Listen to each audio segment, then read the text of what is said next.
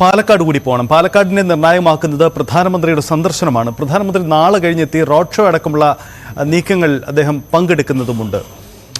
S Vinesh Kumar ചേരുന്നത്. വിനേഷ്, പാലക്കാടേക്ക് പ്രധാനമന്ത്രി എത്തുമ്പോൾ പ്രധാനമന്ത്രി പാലക്കാട് BJPയുടെ ഒരു വലിയ പ്രതീക്ഷ അർപ്പിക്കുന്ന മണ്ഡലമാണ്, തർക്കമില്ല. അപ്പോൾ പാലക്കാടേക്ക് പ്രധാനമന്ത്രി വരുമ്പോൾ ഈ റോഡ് ഷോ അടക്കമുള്ള പ്രചരണ പരിപാടികളും ഒരുക്കങ്ങളും ഒക്കെയാണ് അവിടെ BJP ലക്ഷ്യമിടുന്നത്. രണ്ട് ചോദ്യങ്ങൾ. ഒന്ന്, എന്തുകൊണ്ട് പാലക്കാടിനെ തെരഞ്ഞെടുത്തു എന്ന ചോദ്യം. പാലക്കാടാണോ ഏറ്റവും സാധ്യതയായി കാണുന്ന ഒരിടം, അതുകൊണ്ടാണോ പാലക്കാട്? രണ്ട്, പ്രധാനമന്ത്രി വരുമ്പോൾ എങ്ങനെയാണ് ഈ പരിപാടികളെ ആസൂത്രണം ചെയ്തിരിക്കുന്നത്? കാരണം സാധാരണ പ്രധാനമന്ത്രിയുടെ സന്ദർശനം പോലെയല്ല, തെരഞ്ഞെടുപ്പ് പ്രഖ്യാപിച്ച ശേഷം കൃത്യമായ രാഷ്ട്രീയം പറയാനാണ് നരേന്ദ്രമോദി വരുന്നത്. അതിനെ എങ്ങനെയാണ് BJP പ്ലാൻ ചെയ്തിരിക്കുന്നത്?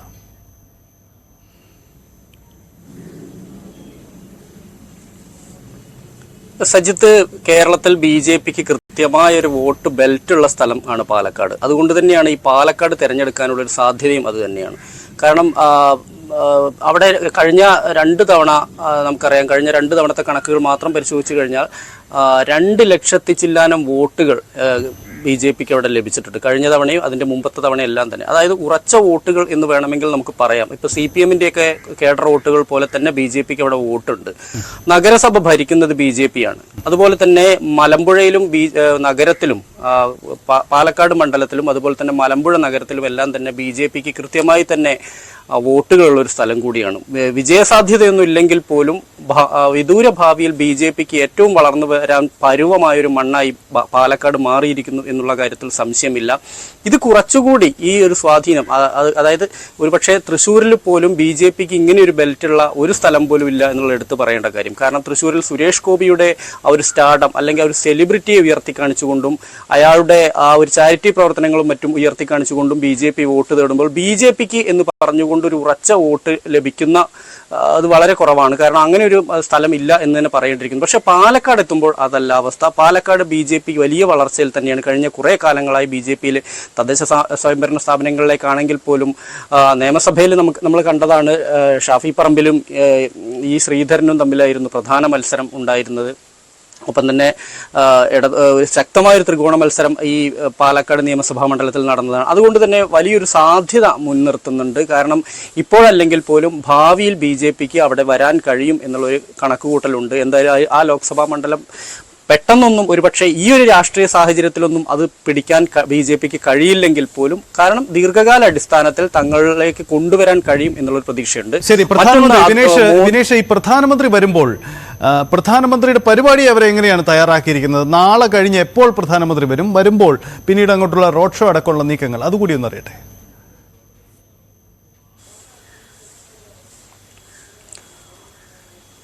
ചൊവ്വാഴ്ച രാവിലെ 8:30 വിക്ടോറിയ കോളേജിന്റെ പരിസരം മുതൽ കോട്ട വരെ, പാലക്കാട് കോട്ട വരെയാണ് ഈ റോഡ് ഷോ ഉള്ളത്. ഈ റോഡ് ഷോ അതിനുശേഷം പ്രധാനമന്ത്രി നരേന്ദ്രമോദി സംസാരിക്കും. കോട്ടയിലാണ് അതിനുള്ള സംവിധാനങ്ങളും ആ സ്റ്റേഡിയം ഗ്രൗണ്ടിനോട് ചേർന്നുള്ള സ്ഥലത്ത് അതിനുള്ള സ്റ്റേജും സംവിധാനങ്ങളും എല്ലാം ഒരുക്കിയിട്ടുള്ളത്. വലിയ സുരക്ഷാ സംവിധാനങ്ങൾ തന്നെയാണ്. കാരണം തെരഞ്ഞെടുപ്പ് പ്രഖ്യാപിച്ചതിന് ശേഷം പ്രധാനമന്ത്രി എത്തുക എന്നുള്ളൊരു പ്രത്യേകത കൂടി ഇതിനുണ്ട്. എന്തായാലും വലിയ സുരക്ഷാ സംവിധാനങ്ങൾ തന്നെയാണ്. ഇതിനകത്ത് കിടക്കുന്നതെല്ലാം തന്നെ വലിയ ID കാർഡ് പരിശോധനയും ഉൾപ്പെടെയുള്ള കാര്യങ്ങളുണ്ട്. മാധ്യമപ്രവർത്തകർക്കും SPGയുടെ പ്രത്യേക പരിശോധനകളും മറ്റും നടത്തിക്കൊണ്ടാണ് അകത്ത് കടക്കാനുള്ള സംവിധാനം ഒരുക്കിയിട്ടുള്ളത്. എന്തായാലും വിക്ടോറിയ മുതൽ കോട്ട വരെ ഏകദേശം ഒരു 2 കിലോമീറ്ററിന് താഴെ, ഏറെക്കുറെ 2 കിലോമീറ്ററോളം ദൂരം മാത്രമാണ് വിക്ടോറിയ കോളേജ് മുതൽ ഈ കോട്ട വരെയുള്ള ദൂരം. ഈ സ്ഥലത്താണ് റോഡ് ഷോ ഉണ്ടാവുക. റോഡ് ഷോ കൃത്യം 8:30 തന്നെ ആരംഭിക്കുമെന്നതാണ് പ്രധാനമന്ത്രിയുടെ സന്ദർശന പരിപാടി. അങ്ങനെയാണ്. വിനേഷ്, തുടരുക. പാലക്കാട് തന്നെ ചില കാര്യം കൂടി അറിയേണ്ടതുണ്ട്. ഡാൻ, സംസ്ഥാനത്തെ ഇത്തവണത്തെ തെരഞ്ഞെടുപ്പിനെ സ്വാധീനിക്കുന്ന 2 പ്രധാന വിഷയങ്ങളായി നമുക്ക് ഇപ്പോൾ ഈ ഘട്ടത്തിൽ തെരഞ്ഞെടുക്കാൻ കഴിയുന്ന ഒന്ന് CA ആണ്, പൗരത്വ ഭേദഗതി നിയമം. മറ്റൊന്ന് ഇലക്ട്രൽ ബോണ്ടുണ്ട്. ഇത് ഈ തെരഞ്ഞെടുപ്പ് പ്രഖ്യാപന കാലത്ത് കടന്നു വന്ന 2 വിഷയങ്ങളാണ്. ഈ 2 വിഷയങ്ങളെയും ഏറ്റവും സജീവമാക്കി നിർത്താനാവും സംസ്ഥാനത്തെ ഇടതു വലത് മുന്നണികൾ ലക്ഷ്യമിടുക. കാരണം അതിൻ്റെ അകത്തൊരു രാഷ്ട്രീയമുണ്ട്. ഈ മുന്നണികളുടെ ആലോചനാ യോഗങ്ങളിൽ, പ്രചരണം ആരംഭിച്ചതിന് ശേഷമുള്ള ആലോചനാ യോഗങ്ങളിൽ ഈ 2 വിഷയങ്ങൾക്ക് തന്നെയാണോ പ്രാമുഖ്യം? എന്താണ് ഇവരുടെ ഒരു പ്രചരണ തന്ത്രത്തിലേക്ക് വരിക? നിരവധി വിഷയങ്ങളുണ്ട്, പക്ഷേ ഫോക്കസ്ഡ് ആയിട്ട് തിരഞ്ഞെടുക്കാൻ കഴിയുന്ന 2 വിഷയങ്ങൾ ഇത് തന്നെയാണോ? അങ്ങനെ ആലോചന നടന്നിട്ടുണ്ടോ?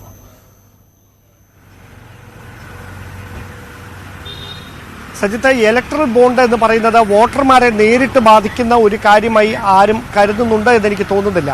അതിനപ്പുറത്തേക്ക് പൗരത്വ ഭേദഗതി നിയമം അത് സ്വാഭാവികമായി അതുമായി ബന്ധപ്പെട്ട ചർച്ചകൾ നടക്കുന്ന സമയം മുതൽ തന്നെ ന്യൂനപക്ഷ വിഭാഗങ്ങൾക്കിടയിൽ വലിയ തരത്തിലുള്ള ആശങ്കകൾക്ക് വഴികൂട്ടുന്ന സാഹചര്യമുണ്ടായിരുന്നു. ആ പശ്ചാത്തലം ഇപ്പോഴും അങ്ങനെ തന്നെ തുടരുകയാണ് എന്ന് വേണം മനസ്സിലാക്കാൻ. സ്വാഭാവികമായും അത് മനസ്സിലാക്കിക്കൊണ്ട് തന്നെയാണ് അതിനെ കൃത്യമായ രാഷ്ട്രീയ ആയുധമാക്കി മാറ്റുന്നതിന് വേണ്ടിയിട്ടുള്ള നീക്കം അത് LDFന്റെയും UDFന്റെയും ഭാഗത്തു നിന്നുണ്ടാകുന്നത്. കേരളത്തിൽ പ്രത്യേകിച്ച് അതിന്റെ പേരിൽ ഏറെ അവകാശവാദങ്ങൾ നടക്കുന്നു. കഴിഞ്ഞ ദിവസം മുൻ പ്രതിപക്ഷ നേതാവ് രമേശ് ചെന്നിത്തല അദ്ദേഹം വ്യക്തമാക്കിയത്, അദ്ദേഹം പ്രതിപക്ഷ നേതാവായി ഇരുന്ന കാലത്താണ് മുഖ്യമന്ത്രിയായിരുന്ന പിണറായി വിജയനുമായി ചേർന്ന് അദ്ദേഹം ഒരുമിച്ച് അതുമായി ബന്ധപ്പെട്ട സമരങ്ങളിലേക്ക് പോയത്. പക്ഷേ പിന്നീട് LDF അക്കാര്യത്തിൽ മറ്റു തരത്തിലുള്ള ഒരു നയമാണ് സ്വീകരിച്ചത്. അതിനെതിരെ കേസെടുത്തവർക്ക് ആ കേസ് പിൻവലിക്കാൻ പോലും ഇതുവരെ സർക്കാർ തയ്യാറായിട്ടില്ല.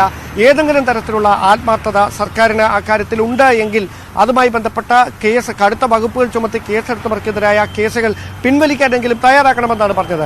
LDFും കൃത്യമായി അതിനെ രാഷ്ട്രീയ ആയുധമാക്കി മാറ്റുന്നു. കാരണം ആ ന്യൂനപക്ഷങ്ങളെ ചേർത്ത് നിർത്തുന്നത് LDFന്റെ മാത്രം നയമാണ്, UDFന് മൃദു സമീപനമാണ് ആ കാര്യത്തിൽ എന്ന തരത്തിലുള്ള ഒരു ആക്ഷേപം അത് കൃത്യമായി പ്രചാരണ രംഗത്ത് ഉപയോഗിക്കുന്ന തരത്തിലേക്ക് LDF മാറിയിട്ടുണ്ട്. അതായത് ഈ പൗരത്വ ഭേദഗതി നിയമത്തിനെതിരായ പോരാട്ടത്തിന്റെ ചുക്കാൻ പിടിക്കുന്നത് ആരാണ് എന്ന വലിയ ചോദ്യം അത് ഇരു മുന്നണികളും ഉയർത്തുന്നു. അതിന്റെ പിതൃത്വം അവകാശപ്പെട്ടുകൊണ്ട് ഇരു മുന്നണികളും രംഗത്തെത്തുകയും ചെയ്യുന്ന ഒരു സാഹചര്യം. പക്ഷേ അവിടെ കൃത്യമായി BJP ഈ തിരഞ്ഞെടുപ്പ് കാലത്ത് തന്നെ ഈ പൗരത്വ ഭേദഗതി നിയമം നടപ്പിലാക്കിയതിന്റെ കൃത്യമായ രാഷ്ട്രീയ ലക്ഷ്യം അത് ഭൂരിപക്ഷ സമുദായത്തിന്റെ പിന്തുണ കൃത്യമായി തങ്ങൾക്കൊപ്പം നിർത്തുക എന്ന വലിയ രാഷ്ട്രീയ ലക്ഷ്യത്തോടെയാണ്.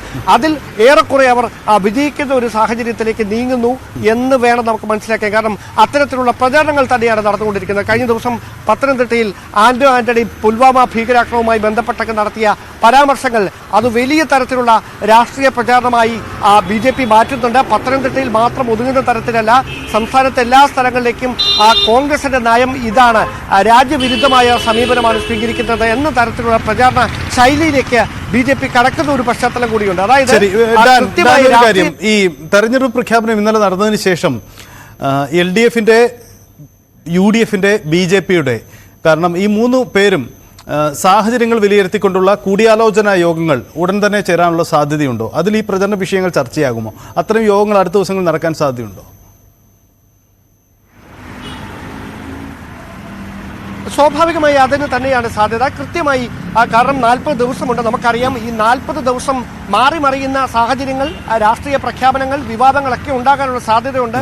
അതെല്ലാം എല്ലാവരും മുന്നിൽ കാണുന്നുമുണ്ട്. പക്ഷെ നിലവിലെ സാഹചര്യത്തിൽ ഏത് തരത്തിലായിരിക്കണം പൊതുനയം എന്ന കാര്യം തീരുമാനിക്കുന്നതിന് വേണ്ടി എല്ലാ കക്ഷികളുടെയും യോഗങ്ങൾ വൈകാതെ തന്നെ ചേർന്നേക്കും. അവിടെ ഉരുത്തിരിയുന്ന ആശയങ്ങൾ തന്നെയായിരിക്കും പ്രചാരണത്തിലെ മുഖ്യ വിഷയമായി അവതരിപ്പിക്കുക. നമുക്ക് ലഭ്യമാകുന്ന വിവരങ്ങൾ അനുസരിച്ച് LDFും UDFും പൗരത്വ ഭേദഗതി നിയമം വലിയ തരത്തിൽ സജീവമാക്കി നിർത്താൻ തന്നെയാണ് സാധ്യത. ശരി, ഡാൻ ഒന്ന് തുടരുക. അനുമോദ്, മലബാറിലേക്ക് വരുമ്പോൾ ഈ പൗരത്വ ഭേദഗതി നിയമമാണ് തെരഞ്ഞെടുപ്പ് കാലത്തുണ്ടാവുന്ന പുതിയ വിവാദം. അത് ഏറ്റവും അധികം പ്രതിഫലിപ്പിക്കുന്ന ഇടം മലബാർ ആയിരിക്കും എന്ന കാര്യത്തിൽ തർക്കമില്ല. മലപ്പുറം പോലെയുള്ള അനുമോദ് നിൽക്കുന്ന ഇടമൊക്കെ അതിൻ്റെ ഏറ്റവും സങ്കീർണ സാഹചര്യങ്ങളിലൂടെ കടന്നു പോകുന്ന ഇടമാണ്. ലീഗൊക്കെ ഏറ്റവും ശക്തമായി നിലനിർത്തുകയും ചെയ്യും. നമ്മൾ ഈ പൗരത്വ ഭേദഗതി നിയമത്തിൻ്റെ വിജ്ഞാപനം വന്നതിന് ശേഷം കണ്ടതാണ്, അവിടുത്തെ മലബാർ മേഖലയിലെ എല്ലാ സ്ഥാനാർത്ഥികളും അതിശക്തമായി ഇതിനെതിരെ നിലപാടെടുത്തുകൊണ്ട് നൈറ്റ് മാർച്ച് പോലെയുള്ളതൊക്കെ മത്സരിച്ച് നടത്തിക്കൊണ്ട് കളം നിറയുന്നതാണ് കണ്ടത്. മലബാറിലെ ഒരു പ്രധാനപ്പെട്ട വിഷയം ഈ പൗരത്വ ഭേദഗതി വിഷയം തന്നെ ആയിരിക്കുമോ? എന്താണ് ഇപ്പോൾ തെരഞ്ഞെടുപ്പ് രംഗത്ത് ഇതുവരെയുള്ള ഒരു ചിത്രം? അതെങ്ങനെ മാറിയിട്ടുണ്ട്?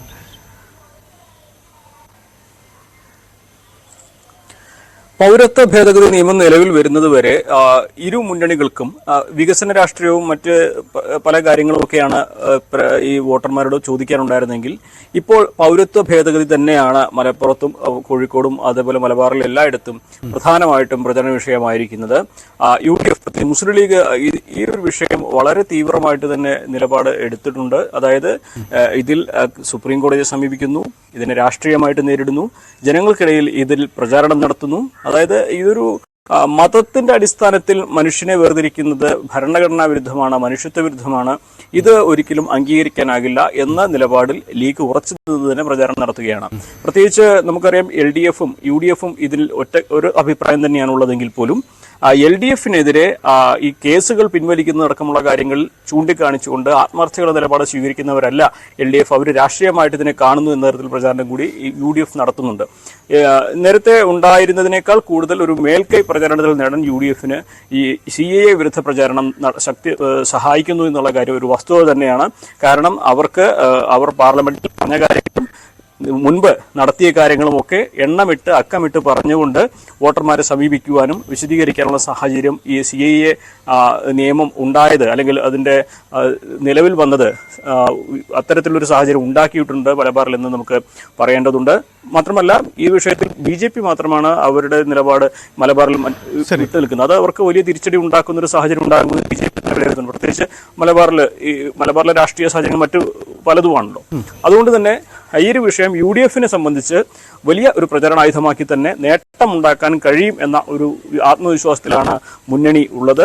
പ്രത്യേകിച്ച് മുസ്ലിം ലീഗ് ഇതിൽ ആദ്യം മുതൽ അവർ നടത്തിയ കാര്യങ്ങൾ വിശദമായിട്ട് പ്രചരണ രംഗത്ത് പറയുകയാണ്. അനുമോദിലേക്ക് വരാം.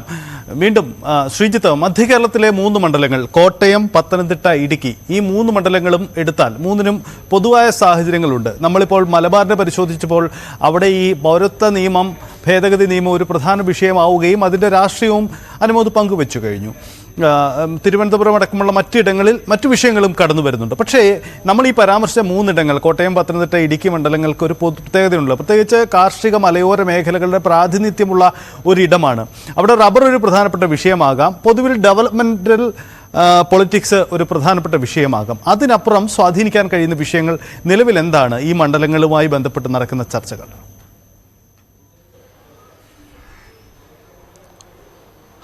ഈ കാർഷിക വിഷയങ്ങൾ തന്നെയാണ് സജിത്ത് ഇവിടുത്തെ പ്രധാന ചർച്ചയായി വരുന്നത്. അതിനപ്പുറത്തേക്ക് മറ്റൊന്നുള്ളത്, ഇപ്പോൾ ഇടുക്കിയുടെ കാര്യമൊക്കെ എടുത്താൽ മലയോര ജനതയുടെ പ്രശ്നങ്ങളുണ്ട്. അവർ കുടിയിറക്ക ഭീഷണി ഫലത്തിൽ, അതായത് ഈ വന്യജീവി ആക്രമണം ഉൾപ്പെടെയുള്ള കാര്യങ്ങൾ കൊണ്ട് തന്നെ അവരനുഭവിക്കുന്ന ബുദ്ധിമുട്ടുകളുണ്ട്. അത്തരം പ്രശ്നങ്ങൾ ഇപ്പോൾ കോട്ടയം ജില്ലയുടെ കിഴക്കൻ മേഖലകളിൽ അടക്കമുണ്ട്. അതായത് അത് വരുമ്പോൾ പൂഞ്ഞാറും കാഞ്ഞിരപ്പള്ളിയും ഒക്കെ പത്തനംതിട്ട ലോക്സഭാ മണ്ഡലത്തിന്റെ ഭാഗമാണ്. അത്തരം വിഷയങ്ങൾ കൂടി ഉയർന്നു വരുന്നുണ്ട് എന്നുള്ളതാണ് എടുത്തു കാണാനുള്ളത്. ഓരോ മണ്ഡലത്തിന്റെ സ്വഭാവം അനുസരിച്ചാണ് പ്രചരണം ഉയർത്തിക്കൊണ്ടുവരുന്നത്. ഇപ്പോൾ നൈറ്റ് മാർച്ചിനെ കുറിച്ച് അല്പസമയം സജിത്ത് പറഞ്ഞല്ലോ. പത്തനംതിട്ടയിൽ നൈറ്റ് മാർച്ച് ഉണ്ടായിരുന്നു, പക്ഷേ കോട്ടയത്തോ ഇടുക്കിയിലോ അത്തരം നൈറ്റ് മാർച്ചുകൾ ഉണ്ടായിരുന്നതായി ശ്രദ്ധയിൽപ്പെട്ടിട്ടില്ല.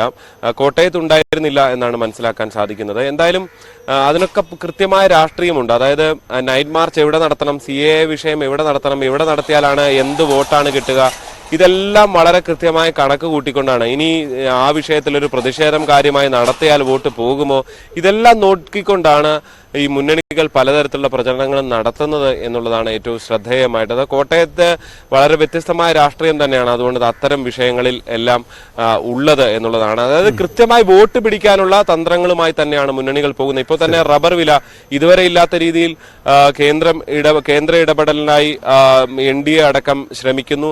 ഇതാ പെട്ടെന്നൊരു ദിവസം 180 രൂപയാക്കിക്കൊണ്ട് ഇന്നലെ സർക്കാർ ഉത്തരവിറക്കുന്നു. അങ്ങനെ തെരഞ്ഞെടുപ്പ് മുന്നിൽ കണ്ടുള്ള കുറച്ച് തട്ടുപൊളിപ്പൻ പരിപാടികളുമായി മുന്നോട്ട് പോകുന്നു എന്നുള്ളതാണ്. ഇതൊക്കെ ജനങ്ങൾക്ക് മനസ്സിലാകുന്ന കാര്യങ്ങളാണ് എന്നുള്ള കാര്യത്തിൽ യാതൊരു സംശയമില്ല. കാരണം ഇത് ഈ പ്രശ്നങ്ങൾ അനുഭവിക്കാൻ തുടങ്ങിയിട്ട് കാലം കുറെ ആയതാണ്. പെട്ടെന്ന് ഈ അവസാന തെരഞ്ഞെടുപ്പിന്റെ തൊട്ടടുത്ത ദിവസം കൊണ്ടുവന്ന് എന്തെങ്കിലും ഒരു പൊടിക്കൈ നടത്തിയാൽ മാത്രം ജനം അത് വിശ്വസിക്കാൻ തയ്യാറാകുമോ എന്ന സംശയം തീർച്ചയായും അവിടെ ബാക്കിയാണ്. എന്തായാലും അത്തരം വിഷയങ്ങളാണ് ഇപ്പോൾ ഇവിടെ നടന്നുകൊണ്ടിരിക്കുന്നത്. പ്രത്യേകിച്ച് റബ്ബറിലൂന്നിയുള്ള ഒരു രാഷ്ട്രീയം തന്നെയാണ് കഴിഞ്ഞ കുറച്ച് ദിവസങ്ങളായി കോട്ടയത്ത് കാണാൻ സാധിക്കുന്നത്. അത് ഇൻസെന്റീവ് വർധന, ഇത്തരത്തിലുള്ള പലതരത്തിലുള്ള വർധനകളൊക്കെ വരുത്തിക്കൊണ്ട് എങ്ങനെങ്കിലും വോട്ട് തങ്ങളിലേക്ക് കൊണ്ടുവരാനുള്ള ശ്രമമാണ്. ശരി ശ്രീജിത്ത്, തുടരുക. അത്